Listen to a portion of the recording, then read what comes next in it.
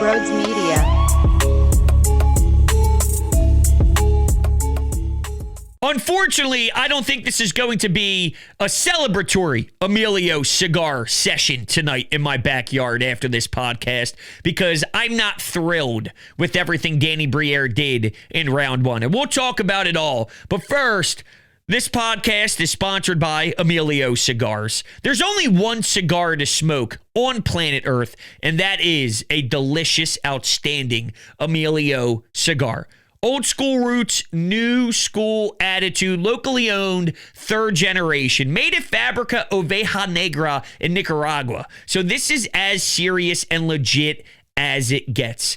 I am so in love with these Emilio cigars. I can't even explain to you in words how much I enjoy sitting out back on a nice summer night and just relaxing. Just enjoying. Puff, puff, puff. Oh, it tastes so damn good. And you have to join me. Make sure you check out the website down below in the description to check out Emilio Cigars. And you can go to your fine local cigar shops and tobacco shops and say, hey, you guys have Emilio Cigars? That's an option for you as well. Make sure you check it out down below and join the Emilio Cigar family today. Yo, what's going on, everybody? Welcome on in to Sports Talk with Brodes. We will be reacting to a very underwhelming first round by your Philadelphia Flyers. You heard that correctly. I'll tell you why I feel that way in a moment. First, I want to say thank you to everybody who came to the Puck It Up draft party at Chickies and Pete's in Glassboro. I had a blast. I can't thank you enough for taking the time out of your Friday night to come kick it, to just shoot the breeze, to have some cold ones, to shake hands, to talk. It was phenomenal. Seriously, I had a blast, and it sure as hell won't be the last time I gather the Flyers faithful together so we can kick it. Let's talk about what Danny Briere did tonight. I like Porter Martone at 6. I think he's going to be a tremendous winger. I like his build. When you are compared to the Tkachuk brothers as a power forward, you can sign me up to go down that path. This is where it's sticky for me, though. James Higgins was right there for you. I like him more.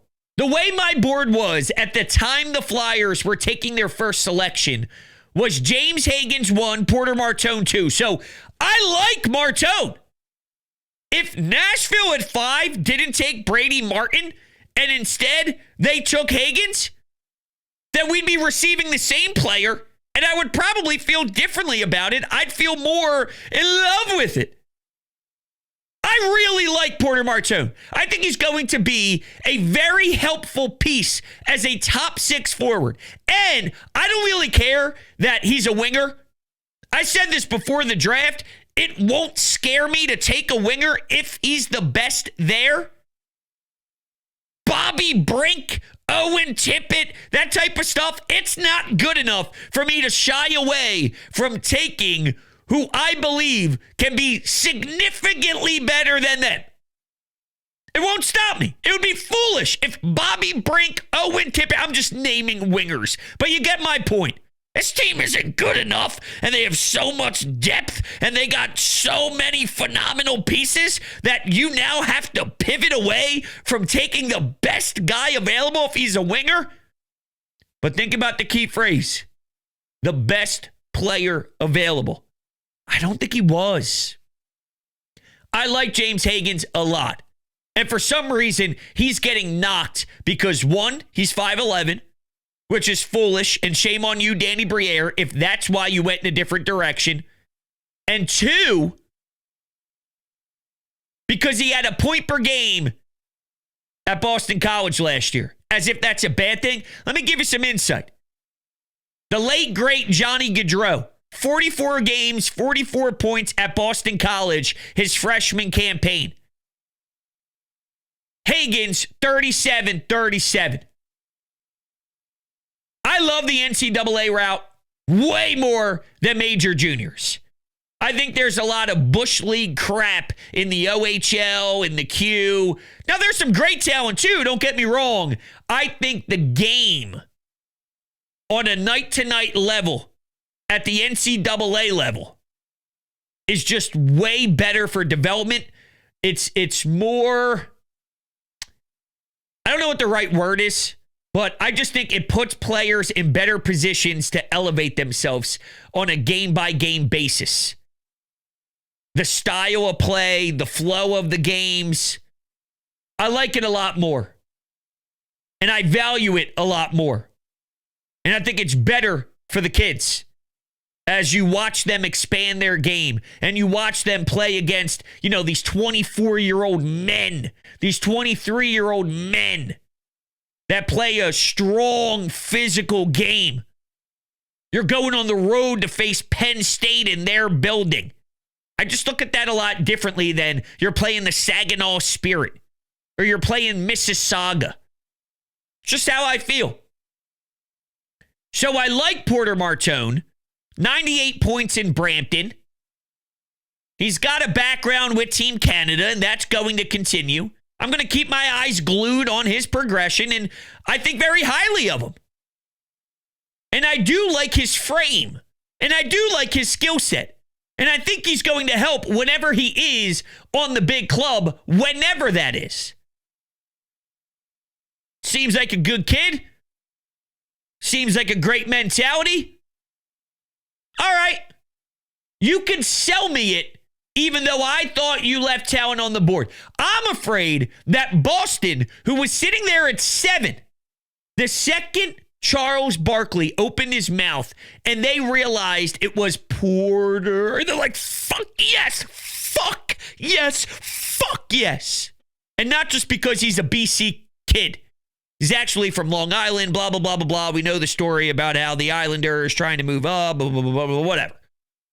But as a BC hockey Eastman, it's not just them being excited, the Bruins, that is, because it's a BC'sman.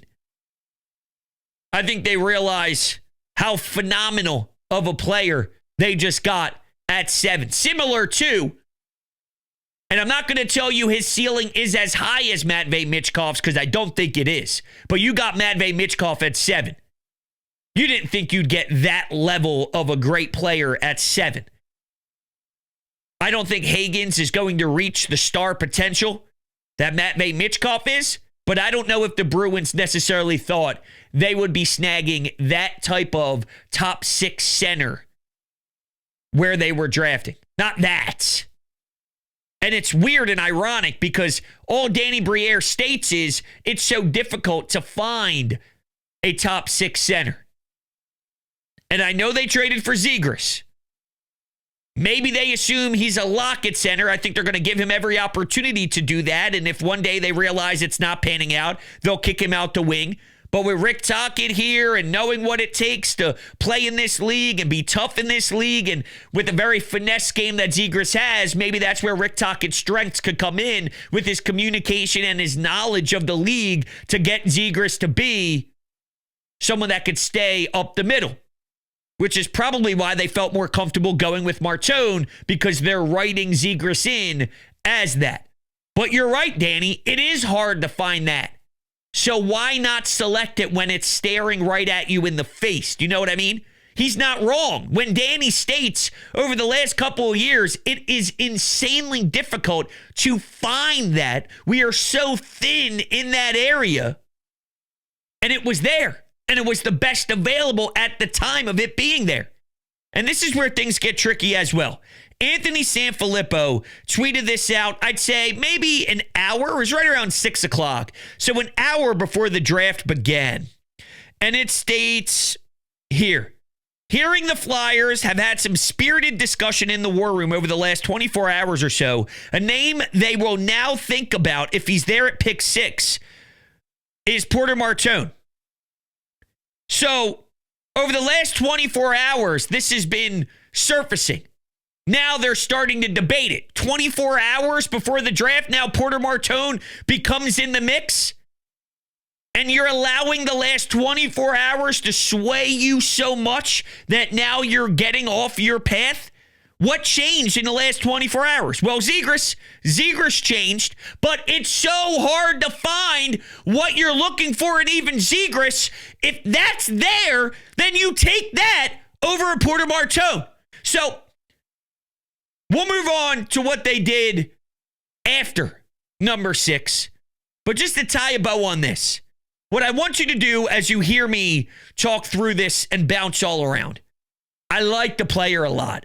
I'm a fan of the player, not angry about the player, excited for the player, high hopes for the player, 2 thumbs up on the player, excited for the player. Don't know if I necessarily love how they got to the player. Should that matter? Yes and no. What was available? They left meat on the bones. Okay. To Nesbitt. Woof. Disaster. So this is now 2 years in a row where they're drafting someone who the experts claim, and the experts can be very wrong, we've seen it happen before, that it's sort of a 3C type of guy. I'm actually way more optimistic on Jet Luchenko than I am Nesbitt. 6'5". So they went 6'5", 6'3", 2 power forwards. I think they went size over ability. Not that Martone can't play, but Hagen's, I think, is better. So they went size over better. And then with Nesbitt, 6'5". Listen, he's projected to be a 3C. Here's his bad characteristics on the ice. Turnover problems, compete level is a problem, first step's a problem, passing and playmaking is a problem, and shooting efficiency is a problem. What am I supposed to do with that? Now, when you look at a lot of the mocks before the draft went down, there were a lot of people who had him in the late first round. LA at 24, St. Louis at 19. He was bouncing around a bit. You took your 2 later first round picks, went all the way up to 12th, and reached this badly? See, this is where it's even worse than the Jet Luchenko thing, because that was your pick. Your pick was Jet Luchenko. It's your pick. This one, you're shooting up and utilizing other assets to get him. There's 2 ways to look at this. They figured out who their guy was, and they said, we're going to get our guy. The problem is, it didn't seem like anybody else thought he was the guy. And no one thought last year that Jet Luchenko was the guy. So it's back-to-back years under Danny Briere where they're the ones that are the outliers. Either Danny Briere is a flat-out genius, and this scouting department is absolutely A+ and phenomenal, while everybody else's are a bunch of nobodies and bad talent evaluators or whatever it is. But I don't like when you are so out to lunch compared to everyone. 12? 12. Bro. People thought you could get him at 22. People thought you could get him later on. Same applied with Jet Luchenko. Ooh, I don't get it. I just got to be honest with you. I do not get it. How much with this Russian kid coming over from the KHL potentially that's being rumored, the Shabanov kid, or however you pronounce it. I've heard it pronounced 75,000 different ways. So whenever he comes here and it becomes official, and then we'll figure it all out from there. But if that happens, does that change the vibes? I think he's very skilled. But I'm just talking about draft night in particular. And I was hoping that with 3 first-round draft picks, even assuming that they may package 22 and 31 together to make a jump, I expected that to some level. I didn't expect it to be for a 6'5 grinder that could probably be a 6'5 bottom 6 guy. They clearly went after, we just want bigger people. And I'm sure that there are some Flyers fans out there that are just fucking stoked thinking about it. While I'm going, yeah, I get it, right? Like Toronto, for example, over the years had guys like Mitch Marner who could put up 100 points, but it doesn't really translate. And then there's the Sam Bennett's, and then there's the Barkovs, and people look at Florida, but I look at what Kucherov is, and Stamkos is, and Victor Hedman is, and I'm not telling you Victor Hedman doesn't have size, but that's just dominant fucking hockey players. Dominant fucking hockey players. I think they went to the extreme where they didn't think of the hockey player part. Not with Martone. Every time I said, not with Martone. Martone's a damn good hockey player. But this Nesbitt thing, I mean, that's just strictly size. Strictly size. And you got guys saying, well, look at how he improved over the years in the OHL, and coaches love him. I don't see it. In the moment, I didn't even know anything about him. I'm not going to lie. I knew nothing about him. So I did the research. I did the homework. And then I realized real quick, this ain't it. This ain't it. It's just not it. You know, right? You have a feel. You get 12. 12 isn't some let's throw a dart here at the dartboard type of pick. Like, we all know, we can debate Hagens or Porter Martone. We know Martone's going to be a player. We know he is. You could debate if they could have did something different, but you know he's going to be a player. I have no clue if Nesbitt can play. And I'm leaning towards not high enough to be 12 and not high enough to be 2 first-round picks. Well, using your one to jump up. I like using your assets. Using your assets is a fine strategy. I wanted to walk away with something where it's 2 names that pop. I got a name that popped, but there was one that popped more that was staring at me as we walked out the door. So I'm very conflicted. And do I know if these kids are going to pan out or not? No, I don't. Okay, I don't. That's not what I'm here to tell you. That they're not. It's just the way the blood is moving through the body, through the brain, through the arms, through the legs. I wish I could sit here and scream in excitement the way I did when they acquired Zegras. The way I did when, you feel joy and you feel pride and you feel excited about what the team did. And it just felt like it was all moving perfectly in the right direction and everything was aligning. And instead of that, I'm feeling gross. I think I may need a deep cleaning, like a serious long shower to get off this stank of Nesbitt. Come on, man. Stop. Seriously. You can't tell me that you feel good about that selection. You can't tell me that when you read what the people who do this for a living say about him, that you thought Danny Briere knocked this out of the park. And with Pittsburgh, too,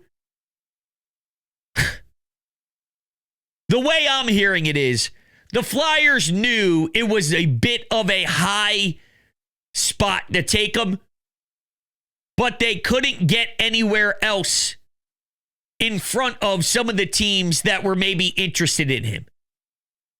So then they decided, let's just go all the way up to 12, get who we deem is going to be a big part of this future, and that's what it is. It may be a steep price, but this is who we targeted. This is who we stated when we were discussing it all as the guy we wanted to walk away with. All right, let's do it. But is the juice worth the squeeze? I would have rather sat at 22. Whether he's there or not, well, I don't care. I bet you someone who's past 12 is going to be better than this kid. I mean, the more and more you see how bad of a skater he is and how much he has to take strides, literally, to get way better, to compete at the NHL level, just from a skating standpoint. Forget anything else. Forget the turnover problems, the passing and playmaking, the shooting inefficiency, the compete level. Forget all that for a second. Let's just focus and really hone in on the fact that he's got bad skating, a bad first step, and all that. Think about the development that needs to happen there. And then everything else has to be cleaned up on top of that. I just don't see it. But I do see my lawn getting better every day, thanks to my friends over at Green Lawn Fertilizing. Green Lawn Fertilizing, they're the best in the area. Experts in New Jersey, Pennsylvania, and Delaware. They have the best customer service in the world. They're basically family. Okay, the other day, they shot me a little call. They said, hey, Brodes, I'm in the area. You mind if I just stop over and check out your grass and see how it's going? I'm like, yeah, man, no doubt about it. So they walked around my yard and put their hands in the dirt a little bit to say, hey, this is good. This is good right here. And they're checking out other spots. They're like, yeah, baby, this green grass, it's coming in nicely. They're walking all through my yard. Shoot me a little text. Everything looks great, Brodes. Appreciate it. Everything's looking strong. Everything's looking smooth. Everything's taking the proper path that it's supposed to take. Just wanted to give you a little shout, give you a little check-in. Appreciate it. I mean, that's just A+. That's just people who know what the hell they're doing. Green Lawn Fertilizing right now is offering you 50% off your first 2 treatments. That's right, 50% off your first 2 treatments. Don't be like me when I first bought a home and I didn't pay attention to my lawn whatsoever. Go to the experts. Let them educate you on exactly what they can do and what they can provide to make sure that your lawn looks as outstanding as it possibly can. Because full disclosure, when you see the front of your house and the lawn is in perfect shape and it is outstanding, it changes the entire personality of your home for the better. And it's changed my life. I love it. I'm obsessed with it. I open up my back door every day with the biggest smile in the world, knowing that my lawn is this great. Green Lawn Fertilizing. Make sure you check out the link down below in the description when you sign up. Okay. With that, let's take a call here. Is my mouse dead? My mouse might be dead. So I can't even take a call. Hold on a second. This is bad podcasting. Let's do it. Let's go to Sean. Now, you know it's going to be the subject of debate later on down the line, as it usually is. Should the Flyers have taken Higgins as opposed to Martone? But I have no issue with the pick. I mean, Porter Martone's a good player, big, strong winger, and if he's the highest-ranked player you have on your board at the time, then you take him. Nesbitt, I know there was rumblings that they were interested in him too, and obviously it was a great interest by trading away 2 picks to get him. So we'll see 3-4 years from now, maybe sooner, who knows, if these kids develop into something. But the Flyers, as per usual, they're pretty transparent. I mean, they said they needed to improve the depth at center. You make the trade for Zegras, you draft Nesbitt. They said they wanted to improve their size. You draft Martone and Nesbitt. Side note, I would have loved the Aitchison kid just to watch the highlight packages of him on defense. And now knowing that he's going to the Islanders, I mean, that's a tough one for me.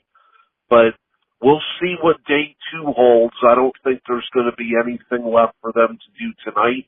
But I'd give it a solid mark. Good job by Briere, Jones, and company. So if I had to give them a letter grade, I guess I would probably sit around a C-. Maybe a C. I don't know. This 12th pick thing is just horrid. I just don't get it. I don't get it. Now, I'll tell you my tweet that I sent out about an hour ago and some of the comments made by you all. I said, all right, now that everything is settling in now, I'm underwhelmed. Porter Martone I really like, but I'd like him more if Higgins was off the board. Giving up 2 firsts for pick 12, Nesbitt isn't exciting me at all. Hope they weren't just obsessed with size. Now, here's some of the comments. You're correct, 100% here. Nesbitt may have been there for their second pick in the first round. If you really wanted him, you grab him then. The first-line center of the future went to the Boston Bruins. Listen, I like Higgins a lot. If I'm trying to win a championship, Is Higgins maybe a 2C? Do I see Higgins as a no-doubter, legitimate number 1C, and he's that much of an elite, insane player? I don't know if I'm willing to go that far, but I do think that he's a top 6. So this is where things get interesting. Could I see Porter Martone be a first-line wing? Yes. And do I think Higgins is probably better suited for a 2C than a 1C on a championship team? Yes. Meaning Porter Martone's ceiling may be higher, but I think the all-around game of Higgins is more structured and the position that he plays is more important. So when you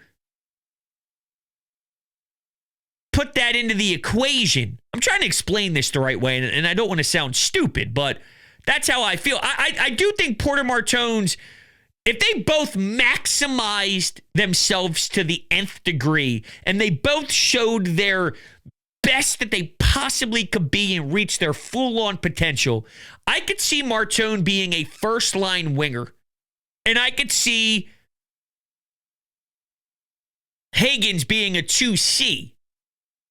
But I still think the 2C of Higgins is more beneficial than the winger, because I just think it's easier to find the winger than it is the C. Does that make sense? It makes sense to me, and I guess that's all that matters. Andy tweets in and says, I have to agree. I feel like the Flyers will regret not grabbing Higgins and not all impressed with the Nesbitt move. But in Danny, we trust. I don't know if I trust Danny with the draft yet. Hey, Brodes, size matters.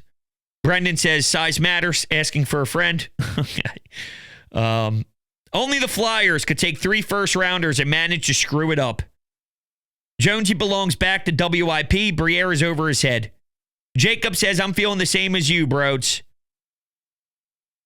Konechny and Sanheim got an up-close look at him last month in the World Championships. I'm sure that factored in. That said, Higgins and some other guys would have been good. I'll wait to see what they do in the second round because they are far away in any case. Sure, I'm not talking about winning a championship next year, but I'm trying to build a foundation where I can get excited about a championship. I want to see if we're putting the right pieces in place for the long run. I'm trying to look at the long haul. But yes, there is something to be said about there still being a second round and a lot of picks in the second round, and you can maybe win me over early on Saturday afternoon, and if that's the case, I can have a totally different outlook on what this draft is. When it comes to anything after that, you're sort of throwing darts at the dartboard, and you just got to hope and pray. So I'm more of a first, second round kind of guy. Maybe a third could tickle the fancy type stuff. Just in general, I'm saying first and second are the ones that really move the needle. You can swing me kind of with third round picks, just in general. But it seems like a lot of people are kind of siding with me. There are a few that are really trying their best to convince themselves that Nesbitt is good, but I don't see it. I just don't see it. All right, so that's going to do it here for just my instant reaction and my quick hitting thoughts here on the night of round 1. Let me know what you guys think down below in the description. Thank you guys all so much for hanging out with me. We'll see what Danny does tomorrow. You guys are the best. I appreciate it, and I'll talk to you all later on.